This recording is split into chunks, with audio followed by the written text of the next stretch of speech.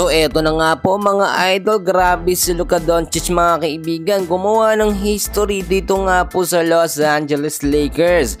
Sold out ang kanyang ticket. Well mga kaibigan, tingnan natin mabuti no.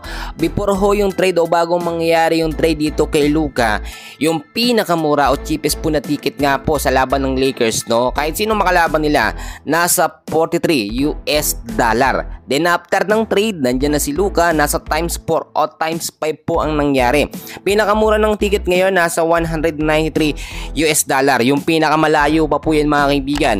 Pero yung mas malapit, nagkakahalaga po ng $1 million yan mga kaibigan ko. So hindi nakakapagtakang mga sold out. Luka ba naman yan mga kaibigan? Bagong muka po ng Los Angeles Lakers. Inaasahan din mga kaibigan, maraming makakakuha no or makakatanggap ng jersey ni Luka dahil nilagyan nila, pinuno nila halos no yung mga upuan ng jersey ni Luka. Yan po yung dahil pamimigay sa mga fans mga kaibigan, especially yung mga nasa VIP na upuan po mga kaibigan. Magkakaroon kayo no ng Luka Doncic na jersey number 77. Sana nga po may mga Pilipino doon para may makakuha din. Iba klase yan no, may mga perma ni Luka yan mga kaibigan sa likod.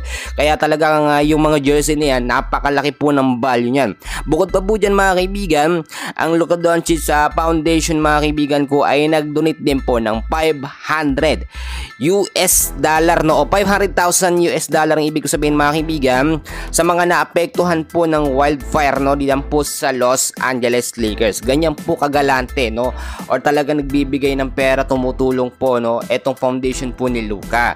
Marami din nag-aabang ngayon sa panibago nga pong tandem or duo dito nga po sa Los Angeles Lakers. Marami nagtaka doon last game ng Lakers sa Indiana Pacers, wala si LeBron. Dahil po yan, pasabog no, sabay silang papasok or yung tandem na yan, Luka and LeBron no. Alam nyo si LeBron James, idol po yan ni Luka. Talagang nakita naman natin, pinagsamang dalawang superstar yan, talagang pasabog ho yan. Sabihin na natin maraming mga NBA teams ngayon, may mga player silang sikat din, pero ito talagang highlights ngayon ng NBA, etong si Luka at si LeBron James. History ho natin na maituturing yan na magsama ang dalawang superstar no sa isang team. At etong debut game po ni Luka, inaasahan na blockbuster talaga ito no. Hindi lamang sa sold out ang ticket, marami at milyon ho ang manunood mga kaibigan. Alam nyo mga kaibigan ko no, yung impact ni Luka dito sa Lakers ibang klase. Bukod ho sa franchise player ho siya nga posibleng pumalit nga po kay LeBron no, ay siya rin talaga ang magdadala balang araw sa Lakers sa championship mga kaibigan. Hindi imposible yan dahil marami nang napatunayan ho etong si Luka. So abangan natin yung mga susunod na updates. So dyan lang kayo, mamaya meron pa. And please huwag nyo kakalimutan mag-like and subscribe. Maraming salamat po.